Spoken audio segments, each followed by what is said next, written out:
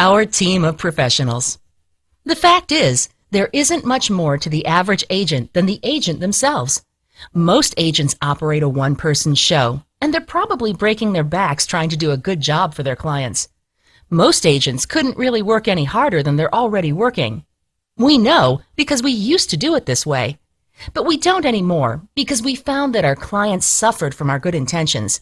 The fact is, you may be sympathetic to the fact that your agent is working as hard as humanly possible, but if the quality and profitability of your home sale suffers as a result of them trying to do everything themselves, well, you have a right to feel cheated.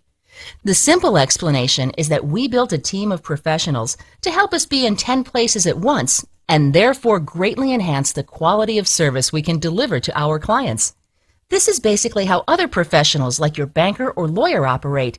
And on top of this, we've used cutting-edge technology to dramatically improve the speed, efficiency, and innovative capabilities of every part of the service we deliver. We don't expect you to care about the fine details of the inner workings of our office. What you should care about is simply this. Because of the highly unique way we've structured our real estate office, our clients' homes sell for more money in less time.